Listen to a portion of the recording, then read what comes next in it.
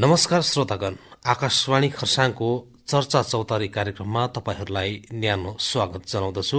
म मुस्कान राई, यस चर्चाको सञ्चालक। आज हामी दैनिक जीवनमा योग अभ्यासका लाभहरू, विशेष गरी विद्यार्थीहरूमा यसको लाभ, योग शब्दको उत्पत्ति, अर्थ साथै योगको महत्वबारे चर्चा गर्नेछौँ। आज यस चर्चामा भाग लिन हाम्रो स्टुडियोमा उपस्थित हुनुहुन्छ सुश्री अर्नवी चौरसिया। उहाँ कक्षा 9 की छात्रा हुनुहुन्छ तथा योग अभ्यास र योग प्रति धेरै लगनशील पनि हुनुहुन्छ। अर्नवी चौरसिया ज्यू, तपाईलाई आकाशवाणीको स्टुडियोमा स्वागत छ अनि नमस्कार टक्राउँदछु। नमस्ते सबैलाई and warm greetings to all the listeners who are listening me today through this program. म अर्नवी चौरसिया हो र आज म धेरै खुसी छु किनभने म तपाईहरुसँग योगाको बारेमा केही विचारहरू साझा गर्न पाउँदैछु। As a student, I believe that yoga is something which can benefit each one of us regardless of our age or our profession. श्रोतागण, योग विश्वलाई भारतको एउटा अमूल्य योगदान अथवा उपहार हो। विगत 2015 देखि विश्वले प्रत्येक वर्ष 21 जुनको दिन भव्य रूपमा अन्तर्राष्ट्रिय योग दिवस पालन गर्दै आएको छ भने जसमा करोडौं मानिसहरूले सामूहिक रूपमा योग अभ्यास पनि गर्दैछन्। इसाई र मुस्लिम देशहरूमा पनि त्यहाँका समुदायहरूले योग गरिरहेको हामी देखिरहेका पनि छौं। र अर्नवीज्यू, योग के हो र यो शब्द कहाँबाट आएको हो अनि योग भन्नाले के बुझिन्छ? यो एकदम राम्रो प्रश्न हो।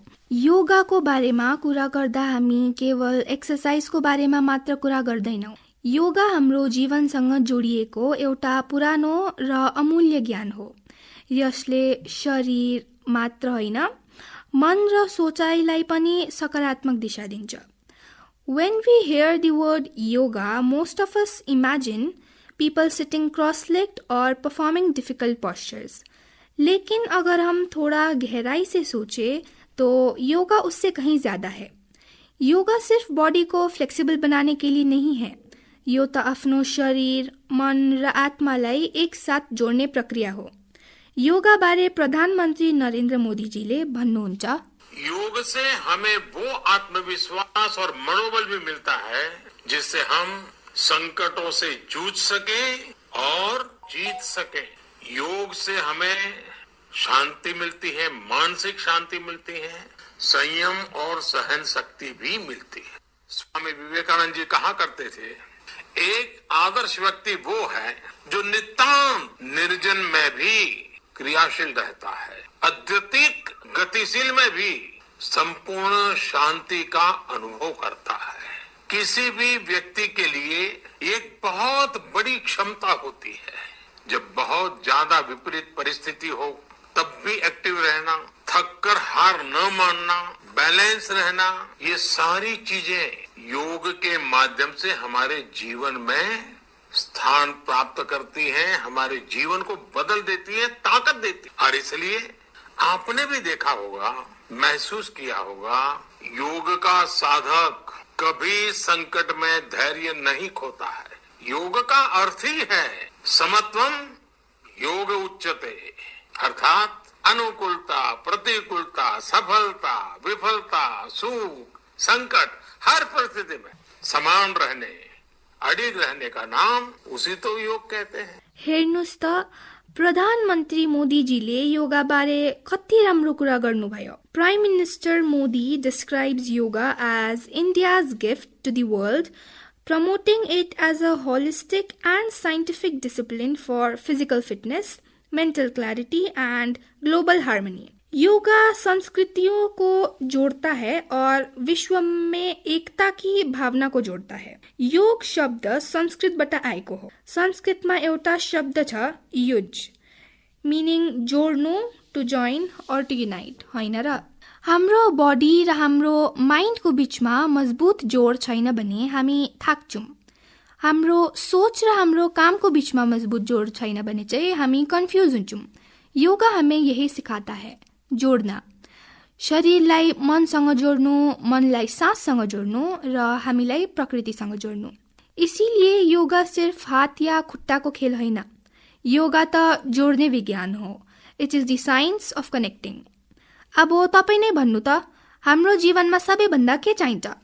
पैसा, मोबाइल, नयाँ जुत्ता होइन।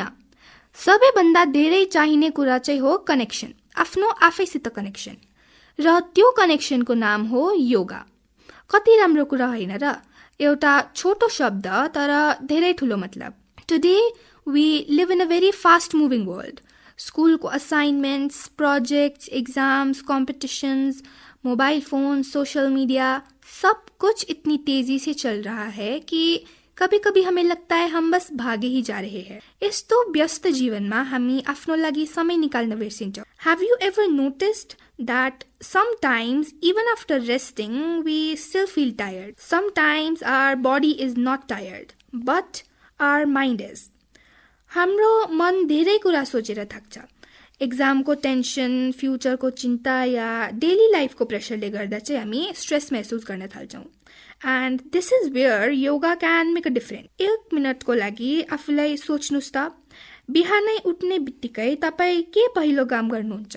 मेबी मोबाइल हेर्नु, मेसेजेस चेक गर्नु या सोशल मिडिया खोल्नु। सच भन्नु पर्यो भने म पनि कहिले कहिले त्यस्तै गर्छु। तर जब हामी दिन सुरु गर्नुभन्दा अगाडि नै मोबाइलमा हराउँछौँ, हाम्रो मन पनि दिनभरि व्यस्त रहन्छ। Imagine if instead of looking at a screen first, we spend just 5 minutes with ourselves. गहिरो सास लिएर, स्ट्रेचिङ गरेर आफ्नो दिनलाई शान्त तरिकाले सुरु गरेपछि कस्तो फरक, कस्तो इम्प्याक्ट पर्छ होला। मैले त महसुस गरेको छु कि दिन राम्रो र पोजिटिभ लाग्न थाल्छ। र अर्णवज्यू, योगले हामीलाई के सिकाउँछ त? व्हाट डज योगा टिच अस? मेरो विचारमा योगा एउटा जीवनभरको शिक्षक जस्तो हो। यसले हामीलाई दैनिक जीवनमा धेरै राम्रा कुराहरू सिकाउँछ। Yoga teaches us something very simple yet very powerful. How to pause. केही मिनटको लागि गहिरो सास लिनु, आफ्नो मनलाई शान्त बनाउनु र वर्तमान समयमा ध्यान केन्द्रित गर्नु। आजकल हम सब फ्यूचर की चिंता या पास्ट की गलतियों में इतने उलझे रहते हैं कि प्रेजेंट को एंजॉय करना ही भूल जाते हैं। One thing I find beautiful about yoga is that yoga is not a sport. It is not a competition. स्कुलमा हामी मार्क्स कम्पेयर गर्छौँ, स्पोर्ट्समा हामी स्कोर कम्पेयर गर्छौँ, तर योगामा हामी आफूलाई अरूसँग कम्पेयर गर्दैनौँ। योगा हमें सिखाता है कि हर दिन हम कल से थोड़ा बेहतर बन सकते हैं। India is the birthplace of yoga and this is something we can all be proud of. हजारौं वर्ष अगाडि हाम्रा ऋषिमुनिहरूले योगाको ज्ञान विकास गरेका थिए। आज दुनियाभरिको मान्छेहरूले योगालाई अपनाएका छन्। It is amazing, it is great to think that a tradition that started in a land is now helping people across the world live healthier and happier lives. सुन्दर पहाडी ठाउँमा बस्ने हामी सबै प्रकृतिको नजिक छौँ। Every morning we are blessed with fresh air, green hills and beautiful views. तर कहिले कहिले हामी यो सुन्दरतालाई स्वाभाविक मानेर उसको महत्व बुझ्दैनौँ। योगाले हामीलाई प्रकृतिसँग फेरि जोड्न सिकाउँछ। Imagine waking up early in the morning, feeling the cold mountain breeze, listening to the birds and spending a few quiet moments doing yoga or simple breathing exercises. कति रमाइलो अनुभव हुन्छ। Such moments remind us that happiness is often found in simple things. विद्यार्थीहरूको चिन्ता र तनावलाई चाहिँ योगले कसरी दूर गर्छ त? आजकल धेरै स्टुडेन्ट्सहरू पढाइ र एक्जामको प्रेसर महसुस गर्छन्। यस्तो बेलामा योगा धेरै उपयोगी हुन सक्छ। As students we worry about examinations. मैं भी कभी-कभी एग्जाम से पहले नर्वस हो जाती हूँ and maybe many listeners can relate to that feeling. But I have learned that when we stay calm, we think more clearly. Yoga and pranayama helps us improve concentration, memory and confidence. तपाईहरू मध्ये धेरै जना students हुनुहुन्छ होला। एक्जामको एक रात अगाडिको feeling याद छ? बुक खोलेर बस्छौँ तर दिमाग धेरै कुराहरूमा घुमिरहेको हुन्छ। यो च्याप्टर पढ्नुपर्छ, राम्रो मार्क्स आउँछ कि आउँदैन, क्वेशन डिफिकल्ट आयो भने के गर्नु? यस्तो बेलामा चाहिँ जबरजस्ती पढ्न लगाउनु भन्दा पनि केही मिनट शान्त बसेर सासमा ध्यान दिनु धेरै उपयोगी हुन्छ। योगाले हामीलाई स्ट्रेस हटाउनु मात्र होइन, स्ट्रेसलाई कसरी ह्यान्डल गर्नु भनेर सिकाउँछ। और सिर्फ स्टूडेंट्स ही नहीं, पेरेंट्स और वर्किंग प्रोफेशनल्स भी योगा से फायदा उठा सकते हैं। दिन भरको काम पछि शरीर र मन दुवै थाक्छ। योगाले ऊर्जा दिन्छ, स्ट्रेस कम गर्छ र मनलाई शान्त बनाउँछ। In digital age how important is yoga? टेक्नोलोजीको युगमा योगा कतिको महत्त्वपूर्ण छ त? आजकल हामी टेक्नोलोजीको युगमा बसिरहेका छौँ। मोबाइल फोन्स र इन्टरनेटले हामीलाई धेरै सुविधा दिए पनि कहिले कहिले चाहिँ हामी उनीहरूमा धेरै निर्भर हुन्छौँ। योगा हमें याद दिलाता है कि टेक्नोलॉजी का इस्तेमाल जरूर करें, लेकिन अपनी हेल्थ और अपनी रिलेशनशिप्स को भी उतना ही महत्व दे। संस्कृतमा एउटा श्लोक छ, योगा कर्मसु कौशलम, meaning yoga makes a person skilled and perfect in doing work. It may be based on technology also. योगाले मानिसहरूलाई कुनै पनि काम गर्नुमा कौशल योग्य बनाउँछ। जब मोबाइलको ब्याट्री 10% मात्र बाँकी हुन्छ, हामी तुरन्त चार्जर खोज्न थाल्छौँ हैन र?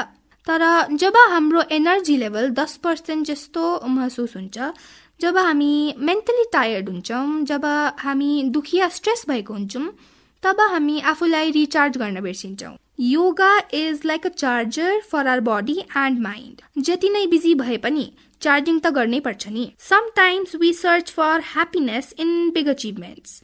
We think we will be happy only after getting high marks, winning competitions और अचिभिङ आवर गोल्स। तर योगाले सिकाउँछ कि खुशी भएर मात्र हुँदैन, खुशी हाम्रो भित्र पनि हुन्छ। जब मन शांत होता है तब छोटी छोटी बातें भी हमें खुशी दे सकती है। के योगा सबैले गर्न सक्छन् त अर्णवज्यू? अवश्य सक्छ, किन सक्दैन?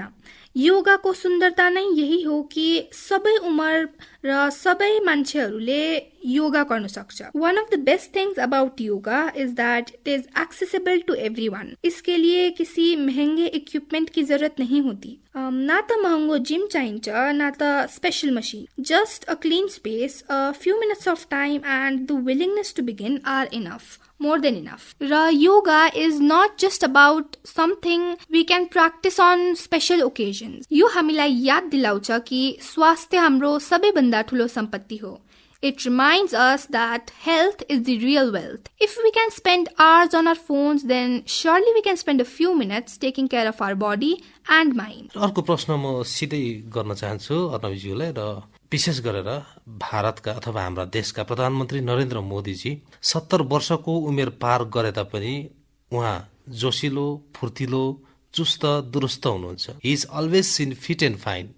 How is it possible? यो कुरा धेरै प्रेरणादायक छ। When we look at our honorable Prime Minister Narendra Modi ji, one of the greatest things people notice is his energy, his discipline and his dedication towards his work. Despite a very busy schedule and great responsibilities, he often speaks about importance of yoga in his life. Modi जीले धेरै पल्ट योगाले आफूलाई fit, focused र energetic राख्न मद्दत गरेको कुराहरू गर्नु भएको छ। और यही बात हमें एक महत्वपूर्ण संदेश देती है कि योगा किसी एक उम्र, किसी एक प्रोफेशन या किसी एक बैकग्राउंड के लिए नहीं है। चाहे कोई स्टूडेंट हो, टीचर हो, डॉक्टर हो, ऑफिसर हो, एथलीट हो या घर संभालने वाली माँ ही क्यों ना हो, योगा सबैको लागि उपयोगी छ। हर व्यक्तिले योगाबाट केही न केही लाभ पाउन सक्छ। र what message you want to give our listener अर्णवजी?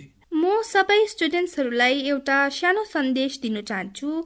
अलिकति समय योगाको लागि निकालेपछि चाहिँ धेरै राम्रो सुरुवात हुन सक्छ। योगाले concentration, memory power, skill of learning र मेन्टल हेल्थ प्रोभाइड गर्छ, जुन चाहिँ हामी स्टुडेन्ट्सहरूको लागि एकदमै जरुरी छ। The message I want to give to the listeners is to make a small promise to ourselves. चलिए एक संकल्प लेते हैं कि हम अपनी सेहत को प्राथमिकता देंगे। हामी नियमित रूपमा योगा गर्ने प्रयास गर्छौं। We will choose calmness over stress, positivity over negativity and balance over chaos. आखिरमा म यही भन्न चाहन्छु कि योगा एक एक्सरसाइज मात्र होइन, यो जीवन जीने कला हो। It helps us become healthier, happier and more peaceful human being. योगाले मान्छेहरूको आयु बढाउँछ, मानिसलाई दीर्घायु बनाउँछ। सर्वे भवन्तु सुखिनः, सर्वे सन्तु निरामयः, सर्वे भद्राणि पश्यन्तु, मा कश्चित् दुःखभाग् भवेत्। ओम शान्ति शान्ति शान्ति।